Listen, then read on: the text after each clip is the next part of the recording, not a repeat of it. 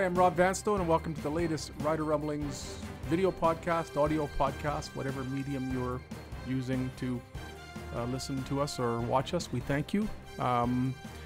Speaking of mediums, Murray McCormick is quickly changing into a medium. The incredible shrinking football reporter is now 68 pounds and will actually be faxing himself to Mexico for a vacation very shortly. That's my goal, and then put it all on when I'm there. I'm wearing this shirt, Brooklyn Nets, which is of no significance to anybody except for the fact that it wouldn't fit a month ago.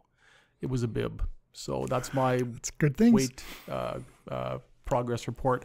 It is 1:21 p.m. on a Thursday. I think I need to put the time element into the equation because if free agency period being what it is, if things change throughout the day, some of the material we discuss may have been trumped. Maybe that's not the best choice of words by events of the day. We're gonna try and make the content as relevant as possible. We got some questions. People have been sending us questions. I'd like to begin with those so I don't forget about them, which I have been known to do in the past. All questions can be sent to rvanstone at leader. Try that again. rvanstone at postmedia.com, along with any donations you'd care to pass along. This one is from Rod, and it's which happens first? The CBA is negotiated and approved, or Commissioner Ambrosie's Air Miles plan reaches platinum status? I think he's already there. I really think you got to be there. I know you get pretty close. He could get to Neptune with all the. He probably has access to every Air Canada lounge in the world, free and your stuff. Yeah, he's got platinum covered for sure.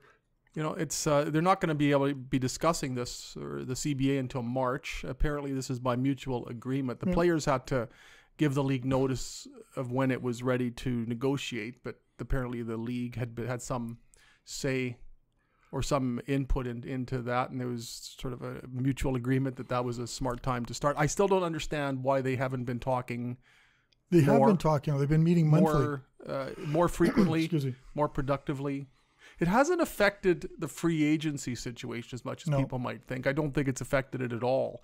I don't know where the signing bonus thing stands. Well, as soon as the season starts, there's going to be a lot of money out there. There's going to be guys buying cars. Well, maybe not cars and bikes. The money's going to come. The money's going to come to them. It's just not coming to them now. I mean, it'll get done. It's still not a very strong union. No, and one with not a lot of leverage. I think Brian Ramsey said, I don't mean to talk, we're talking, but he said they've been meeting monthly. So they've been talking with the CFL. The CFP have been talking on a regular basis. They just haven't negotiated. So maybe they're going to get in the room and they're going to say, we want this, this, and this. We want this and this. Hey, we melsh. Let's go. But it won't happen that quickly or that easily. But I think it's the sign that the money was thrown around in free agency and everything else that was going on. It's got to say that it's a good sign, maybe ahead. Well, it doesn't change anything, though, in terms of the money was thrown around, but it's all within that cap. Yeah. So teams can spend $2 million on a quarterback if they want. They can spend $400,000 on a defensive lineman if they want. It just has to be made up for at the bottom end of the roster. So I don't think it's a sign that the teams have any more money. It's just that they're, in some cases, opting to allocate more of it to the quarterback position than traditionally has been the case by at least $100,000. Mm-hmm. So there's that question. Murray, please fill some airtime with your meanderings while I find the other questions. Yes. Happy Valentine's Day, everybody. I hope everyone's doing something for their sweetie. I know I'm doing my traditional moments with my wife and a quick kiss this morning and send her off to work. That's how you keep the marriage strong, is a good Valentine's Day tradition like that. And I just discovered that my phone only goes back a certain period as far as my emails. So some of the older emails that I got with questions for the podcast are no longer visible. Yeah. So much for that idea. We'll answer them. We'll answer them as we go on, because I know this is going to be the most all-encompassing, interesting, super duper fantastic, informative podcast in the history of podcasts. The questions that we had been asked, as I recall them, were pertaining to what the Rough Riders are going to do in free agency. So I'm presuming, I don't think incorrectly, you want to talk about that? The subject matter that we discuss will pertain, if not absolutely directly, to the inquiries we did receive. What's your take on free agency so far? As we record this, it's been 26 and a half hours since the free agency period began. How have the Riders done? Well, I didn't expect Zach to be back. Maybe I hoped Zach wouldn't be back. Maybe I was viewing the world through green-tinted glasses because I think I was a little biased. I don't think anybody should have to endure another season of that offense with Zach at the controls. But when you look at how it broke down, the big three went to where the big three went, and the Riders were left with what they had to get, left with the crumbs. Not crumbs, that's not fair to say crumbs, but the bottom of the barrel, the second tiers, and of the second tiers, if you can't get Jennings, and be honest with you, I don't know if Jennings would ever fit in the Rider offensive scheme. I don't know. He likes to run. They don't like to grunt and punt as much as other teams do. Who else could be Zach? He's 30. He's the youngest of the guys available out there. He knows the offense. And then, despite my reluctance and my disappointment in him, I watched him yesterday at the press conference, and he looked like a different guy. He didn't look like with us. He was so guarded all last year. He wasn't very friendly. wasn't any warmth. I'm not saying that's important, but he just did like everything I sensed. Ken Austin could be prickly when he was a quarterback too, but he was just really good at it. I just sensed everything about Zach was a guy who didn't want to be here. That's what the whole thing I sensed from the way the season ended and all that stuff. But yesterday he was, he seemed to, he was engaging. He was just kind of got that. He had some things to say. Yeah, and went beyond the cliches. So I came away kind of. I know I use the word impressed, but I kind of was impressed. I kind of thought, maybe there is this side of Zach we're going to see this year. Maybe him and Chris didn't meld, or maybe whatever the situation is the same. Maybe he just likes Craig Dickinson that much that he's getting an opportunity to maybe open up and to be what he's going to be. He's still got the injury history. Could he stay on the field? That question hung over him last year. Yeah, and I know it's even more pertinent now given the events of last year. I think he responded well to those questions yesterday. He didn't duck them as he could if he wished he could. And the hits that put him out probably would have put out anybody. That one Odell Willis nailed him with would have put up just what any quarterback would have been out of the game from that hit. Yeah, and he took that big hit in the Calgary preseason game. So and that was ultimately the one that created was the first big blow last year. The part I don't like is we're back spinning a Zach Collaros at quarterback story where we're trying to justify it, because that's our, I don't say we justify, but that's what our job is, to explain how these things happen. And now we're back to explaining why Zach is back, and it looks like we're defending him. And what else are you supposed to do? I haven't. Well, but you know what I mean? You know what I'm saying though? Like, it's just this Zach spin. Like I told you yesterday, my exercise was going to the Riders spin session. And it was a pretty good workout for that yesterday, dealing with the Zach stuff and all the other things that Jeremy dealt with. But yeah, I'm like Rider Nation. It kind of popped my balloon a little bit. After, Chris leaves, okay, that happens. Jeremy O'Day signs, big deal, good signing. Craig Dickinson's promoted to head coach. Yeah, good signing. Jason Shivers is named the DC. Yes, we're building momentum. The big three quarterbacks. The honeymoon ended pretty quickly. We're going after Bo Levi Mitchell. Valentine's Day, in a Valentine's Day contest. And then they're going after Bo Levi Mitchell, and it's getting exciting, and the heart rates are going. And then he signs with Calgary, and then they announce Zach Collaros, and went, oh no, how do we salvage this season? And the Twitter reflected it. Rider Nation went pretty ballistic. Because hopes were starting to, you monitored Twitter for, what was there, an hour where it just seemed, an hour or so where it seemed, okay, maybe they can do this. And then all of a sudden. Yeah. And I was at home on my computer, and I know I said a bad word, and I'm not supposed to say it on TV or podcast, but I went, darn. And then I went to work, because it happened at 6 o'clock. We had a half hour to write the story. So yeah, I had to revise my column and throw in a sentence or two. Maybe that's another Collaros. reason my disappointment in Zach. You made me rewrite it, but I thought it was a pretty darn good story, and put out a piece of press release. Sell it. Yes, sell it. And going into free agency, and again, this may change by the end of the day. Going into free agency and looking at the Rough Riders last year, you look at that team and you say, that's a team that really needs to upgrade its passing attack. That was the biggest problem on the team last year. Quarterbacking was and Zach Collaros isn't entirely responsible for this, because it wasn't him who was a quarterback in the West Division semifinal against Winnipeg. It was Brandon Bridge, who was horrible. Yep. But the lack of a passing attack was ultimately the Rough Riders' downfall last year. The lack of an offense, but in particular the passing attack. So you come into free agency and think, okay, maybe this is an overly simplistic view, but let's use free agency as a vehicle with which to improve the number one deficiency on the team. That would seem to be a logical approach. So through the first 2 days of free agency, and now into the third, the only quarterback whose signing has been announced is the same quarterback who threw 9 touchdowns and 13 interceptions last year, and couldn't stay on the field ultimately. And the only receiver that they've signed, whose signing they've announced, is Corey Watson, who is about to turn 35 years old. So things may change, but when you look at the passing attack, and I think the expectation that the Rough Riders would do something emphatic to address that. To this point, nothing of that nature has been done, and hence there's been a recoil from some members of the Rider Nation. And that's true. Big time recoil. Like, well, once the big three signed, what do? Like, I really believe there was a big three. There was Jonathan Jennings, and then there's this. And even, can someone lure Wally Gabler out of retirement? If the Riders offered the Stampeders, like supposedly Bo Levi left $500,000 on the table to go back to Calgary. Now, you can't blame the Riders for that. That's a lot of this stuff. A lot of this stuff is people blaming the Riders. Like, people got to realize not everyone wants to come here. They all have not even with this wonderful weather. I know. They all have their own agendas. They have families. Like Riley was family and location and going to a team that he had connections with. Bo Levi's entrenched in Calgary. Yeah, so it's not fair to blame the Riders for not getting these guys. There's reasons for it, and I think they wanted more money. So it's a two-way street. It's not just a one-way. TransCanada is a two-way highway. There's 4 lanes on it for a reason, and that happened. The players decided to go. Willie Jefferson decided to go to Winnipeg. Chris Jones is when he had really no ties to this team. Goes to Winnipeg, no ties there, but try something different. He can always come back as you see. And they paid him more than the Riders were prepared to pay. And the Riders, and they keep saying the Riders didn't get any free agents, and I've been hammering it on Twitter quite a bit. That's not true. They got William Powell, who, and I know it's not something they had to upgrade, but with finding out Trey Mason's gone for the season, they did have to upgrade that. So Trey Mason was kind of that card we didn't know that was going to be played, that he's gone for the season. And he wasn't anything extraordinary anywhere. No. Well, then we'll talk about him again. Sorry, I'm getting off track. And then Mika Johnson, man, he's a stud. I remember writing about him and trying to find guys who would say how you block him, and they wouldn't talk about him because they don't want him to read something and find another thing he can do well.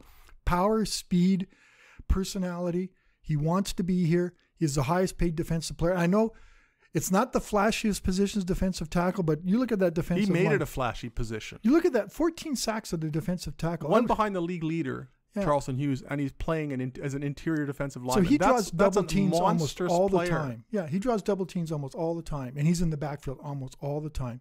And he was originally a linebacker in college and stuff, and he tried to go in the NFL as a linebacker.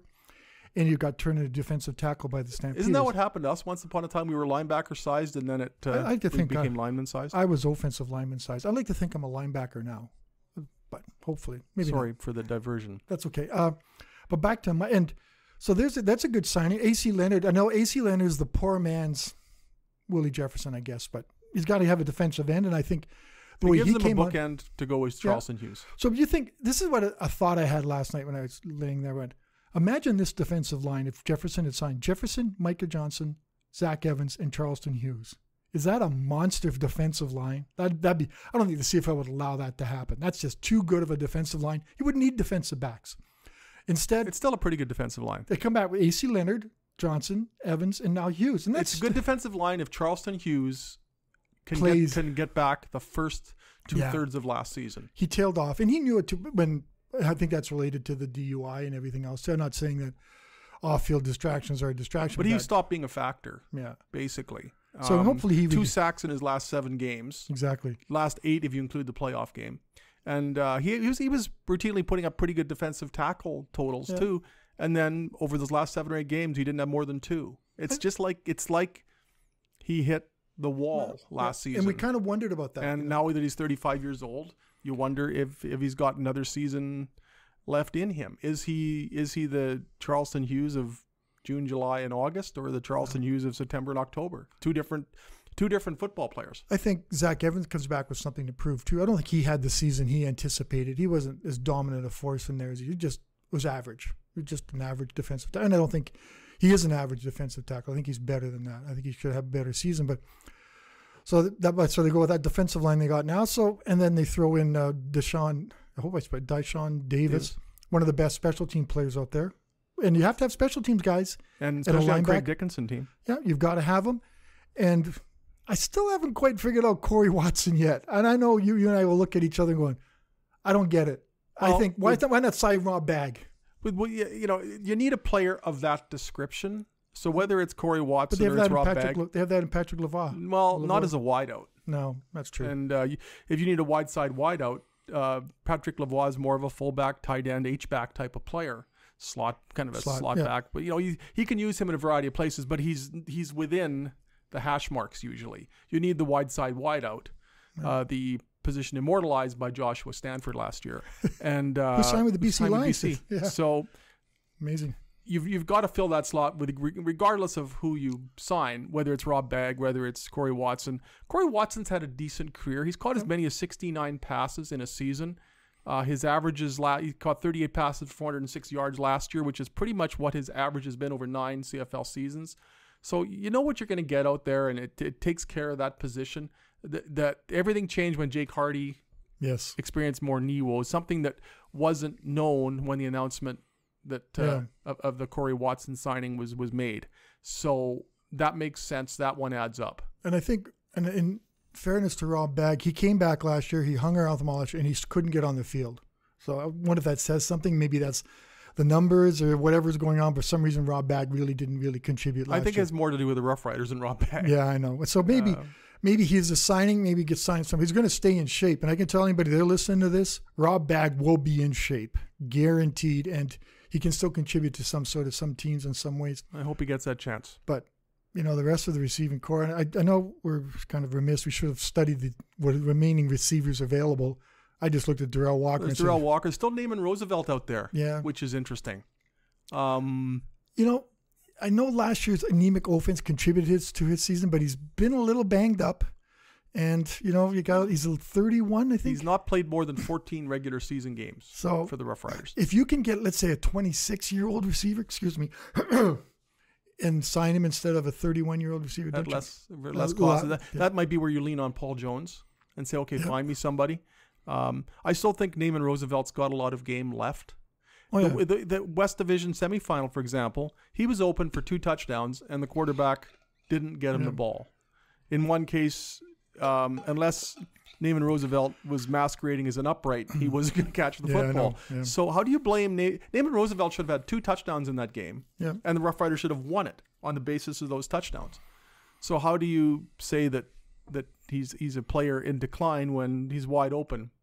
Wide open on one touchdown and open by a step or two on another. It shows a throw that a professional quarterback should make in a game of considerable magnitude.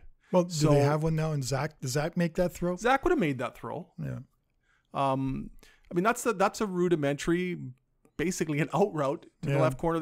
Zach Collaros would have made that throw, and I think it's safe to say Zach Collaros would have made that throw, at least not hit the upright on down at the other end of the field to Naaman Roosevelt. So, as much as people are guilty as charged in this case, lamenting the signing of Zach Collaros, if you put Zach Collaros in that West Division semifinal and ask him to make those 2 crucial throws that Brandon Bridge didn't come close to making, they're in the division final. In Calgary, where they'd already won, with Zach Collaros having his best game of the season last year. Mm-hmm. So clearly signing Zach Collaros was a great move. Yeah. And that's the case for it. We forget they were 12-6 with Zach. No, 10-4. 10-4 with Zach, but 12-6 overall. Like, they made the playoffs last year. Yeah. I know it's almost like this is a reloading team that didn't do anything last year.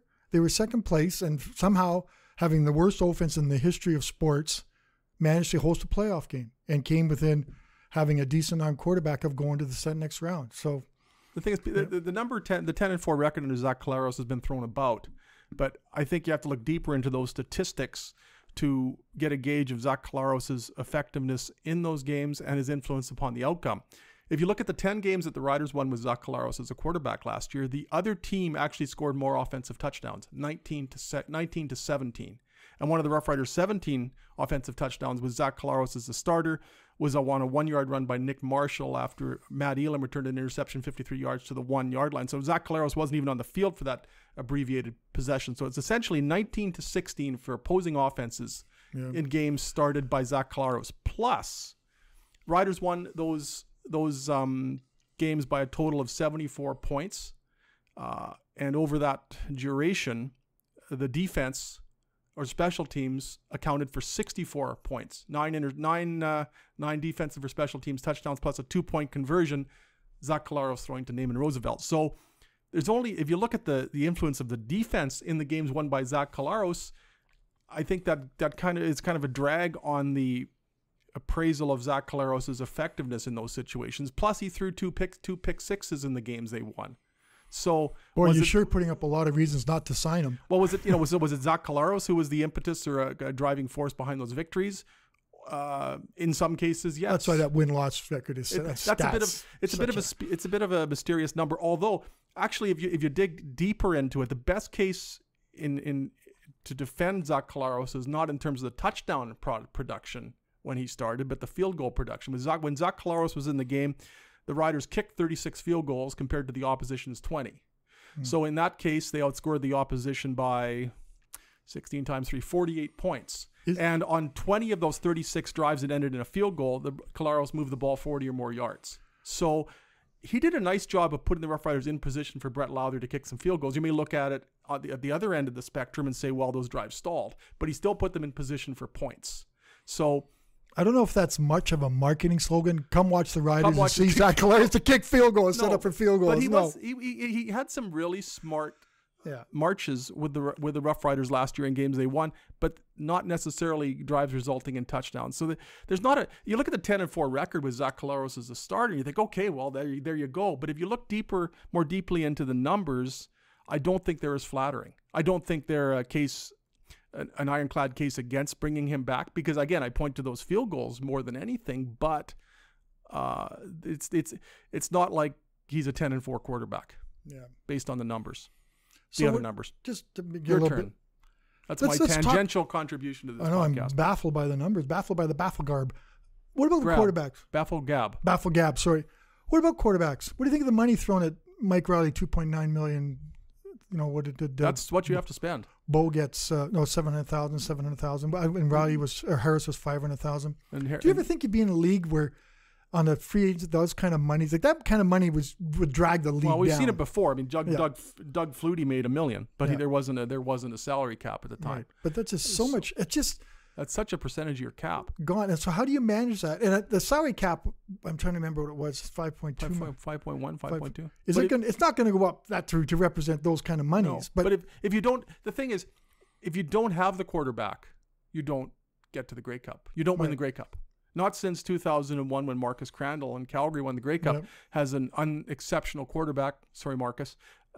He was exceptional in that game, won a Grey Cup.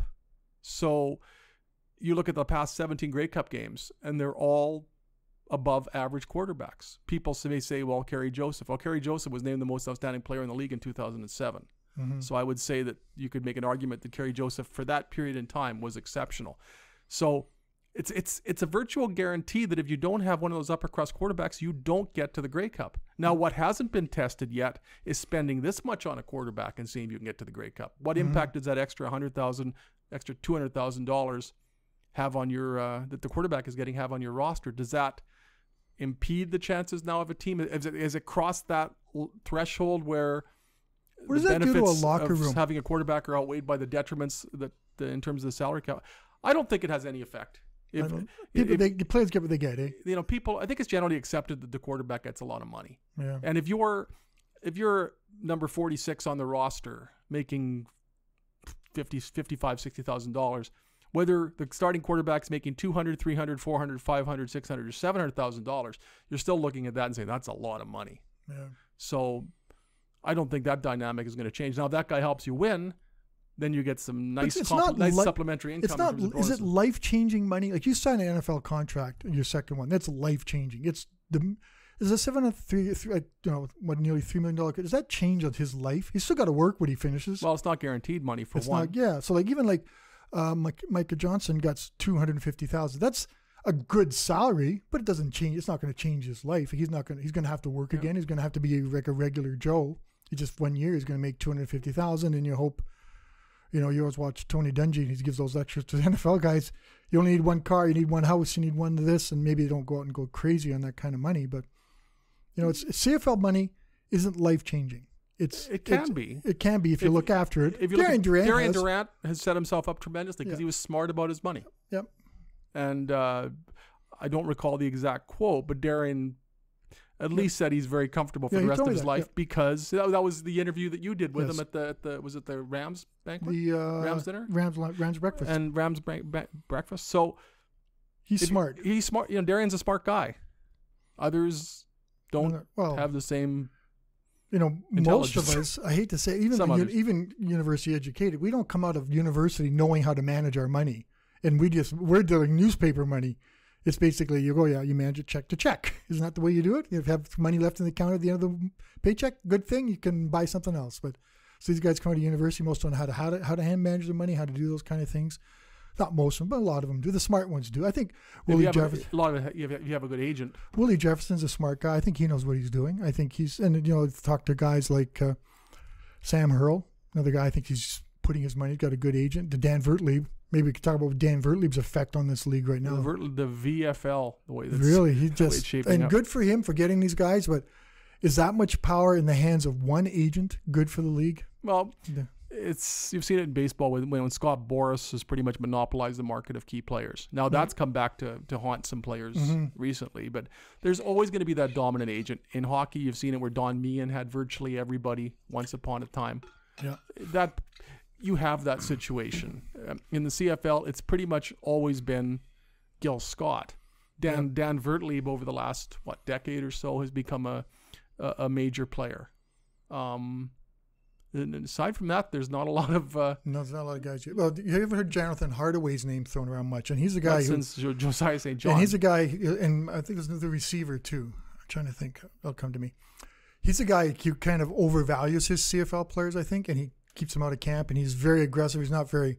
He does a great job for his players. I don't know if the CFL guys like him very much, but he does his job, which is get his guys the most money he can, the best opportunities he can offer them. Back to the ages, maybe back another way. So where do the Riders go now? I know this is hinging on what happens after us, but I think we can talk about generally. They still need a pass catcher. They need two. They need a backup quarterback or two. Maybe some depth along the offensive line. Linebacker help.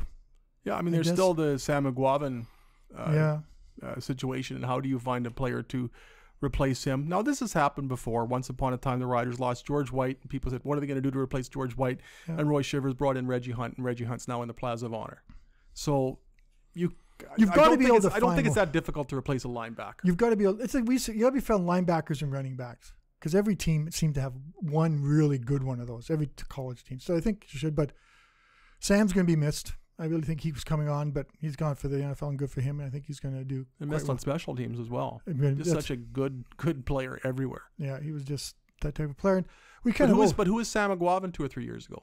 Nobody had heard of him. We overlooked a little bit in one of the re-signings, and I know it's not going to be as popular. Signing Sam Hurl kind of makes sense in a way, like re-signing him. Like, he wasn't spectacular, but he was solid in the middle on a good defense. He obviously must have had something to contribute to that, and he's an incredible special teams player. And another key part, doesn't say in the contract, he wants to be here. And that's where you have to look at a lot of these free agents, and Micah and Powell. They want to be here. They've seen Rider Nation. They've seen Mosaic Stadium. They see what goes on around here. And it's a pretty cool place to be a player, and they want to be that. You want to be loved. You want to be appreciated. And this is probably, they're all good. This is one of the best places if you're going to see that. And as Micah Johnson mentioned, the facilities at Mosaic Stadium, even when I just kind of looked around the other day going, man, this is like a high-end gym club that you could possibly never, you and I would never ever be allowed in to see what they have available there. And I remember part of the reasoning behind all of these great facilities was to draw free agents. This is a place you want to come and play. You get a barber shop and stuff. So I know it was after the fact. We need one. Yeah, well. The players do more than we do. I think Micah was after the fact, but he was aware, because the visitors' locker room was not particularly spectacular at Mosaic Stadium. It's no, it's not pretty really rudimentary. It's not what it was at Taylor Field, but it's not. It's not. I've seen the better opulent facility that the home team certainly enjoys. But it's enough at Mosaic Stadium to draw them. The fact they had the press conference yesterday, but I want to make a little thing about the press conference. I was kind of thinking most free agent press conferences are a celebration. You go there, they got these guys. We're talking about life, the good off season. I kind of had a funereal feel to yesterday going that one. Even with Micah Johnson being there? Till they started to talk. Till I was going down to the stadium. I go down to Bo, and I went, well, how are they going to spin this? How are they going to turn this around from being what was looked like, I hit tire fires in fair because they did better than that, but it looked like a tire fire. When? There's all the spinning in the world. I mean, you can spin like Charo. It won't matter. Yeah. How do they do in June, July, August, September, October, November? And going into the 2007 season, even though the Riders had Kerry Joseph at the time, there wasn't a huge, I think, ton of support for, oh my goodness, the Riders have Kerry Joseph. He'd taken a pay cut during the off season to even stay here. And going into the season, it wasn't certain that Kerry Joseph would be the starter at the end, because if he'd gotten out of the gate poorly, I think Marcus Crandall would have been in there pretty quickly. So, but performance suddenly turned Kerry Joseph into a hero and somebody we're still talking about admiringly. Yeah. He'd had a good career up to that point, not a great career, but the results on the field turned him into someone who is, celebrated now. And so if you look at that, going into the 1980s, 81 or the 81 season, the Riders had John Hufnagel and Joe Barnes, and nobody was really that pumped about having John Hufnagel or Joe Barnes. They worked together tremendously. They combined for 33 touchdown passes, and people loved J.J. Barnhagel. So what happens if they don't win? If they don't win, is it on Jeremy O'Day? It's on Chris Jones too. Yeah. Putting Jeremy O'Day in a terrible position. Jeremy O'Day is, within a month of becoming the general manager, here's your first free agency period. And by the way, you've got no quarterbacks and you've got a very depleted receiving core, and you got to go get them. And you need that receiver as a draw for the quarterback. Mm-hmm. And there wasn't that person when the quarterback sweepstakes begins. So you don't want to make excuses or absolve. But they would have been in this Jeremy position. O'Day, but they were in a really tough position because of Chris Jones's, the timing of Chris Jones's departure. But even if Chris Jones has been here, they still wouldn't have had a quarterback. They still wouldn't have had. And that's on Chris Jones. Yeah. So 3 years into this rebuilding, 3 years into this program, they don't have a quarterback that they know can play. Mm-hmm. All the hype and all the money that was spent on Chris Jones, and day one of free agency, they re-signed Zach Collaros, and people are going, that's on Chris Jones. Yeah. The cupboard was left bare in a very crucial area. Offense wasn't a priority. And it showed. Yeah. And then when they try to make offense a priority, I think part of the enduring pong from last season might have affected the courtship of free agents, because it was just such an ugly offense you look at, and just that scheme was under a lot of fire. I think it's more recent in the memory banks is the events of 2018 as opposed to 2017 when the Riders led the league in touchdown passes. It was such an ugly offense that I think that's the image of the Rough Rider offense that resonates and has to be a red flag for premier offensive free agents if they play receiver or quarterback. And then they address it by signing a running back and a defensive tackle. And I think William Powell's going to be really good. Oh, I really, you watch his highlights, folks. You watch them. This guy's got power. He's got speed. He's like a higher level Cameron Marshall. Cam Marshall was a pretty good player when he was healthy. He was a good blocker, good receiver, had that speed. But more of a burst. But William Powell hits through holes, and you watch, and he's, the Riders only play the Red Blacks twice a year, but you can guarantee that William Powell was going to be blasting a lot of holes through that, no matter what kind of defense they had. He did that to a lot of teams, 1,362 yards in 16 games. It's a good signing, and as I said, the key one, it doesn't say that line in the contract, but wants to be here, is a big line on that. And they want to try things that are going on. So, they went with sort of a running back by committee last year, and that was a decent running game. And Trey Mason had his moments. Cameron Marshall had his moments. Marcus Thigpen had his moments. But this is the way football's trending with running backs, where you need a group of them. But this way it seems the Riders are going to have a bulwark as a go-to tailback, and he'll keep defenses honest. If they have to crowd the box, suddenly defenses are susceptible. There's some one-on-one matchups downfield. And maybe that liberates the passing game. There's some play action options that weren't necessarily there last year. Maybe if they have the same receivers but a better tailback, it's liberating for the quarterback and the receivers when they look downfield. And I know Marcus Thigpen will be excited to hear this, but it gives him more opportunity to be fresher on the return game and more opportunities to come in and spell that sort of thunder and lightning type of thing Marcus Thigpen can do. I know he wants to be an everyday guy, and they all do, but he's 33. He's 33. Keep his legs fresh. Get him to be returning kicks and punts, which he's really good at, and then coming in and sort of helping out. And use him in the passing game. Exactly. I was going to say. What were they doing with that last year? Maybe they could isolate him, and you get him downfield. So put maybe him on a Craig linebacker. Dickinson took Stephen McAdoo into a room and said, "Stephen, you're the offensive coordinator. What do you want to do? What is your dream scheme?" Yeah, no, grunt. Sorry, grunt and punt. Yes, and then what is your dream scheme? What do you want to do? Go ahead. Well, I'm a special teams coordinator. I know what I can do. I know I can oversee. Let's see what you can do. Wouldn't that be refreshing to see him? You had that opportunity as an offensive coordinator. I'm not saying Chris didn't say that, but we don't know. We'll never know how Chris dealt with how the offense. We do know that he was hands-on with the defense, and maybe he was trying to say, don't lose the game. But if there's a reliability with William Powell, that the Riders are going to be in a lot of second and short, second and medium situations. Yeah. And you don't need to be John Unitas to complete those passes. No, a nice little hitch pass. Oh, no. Or On that screen. note, we're going to end it. I don't want to talk about hitch screens anymore.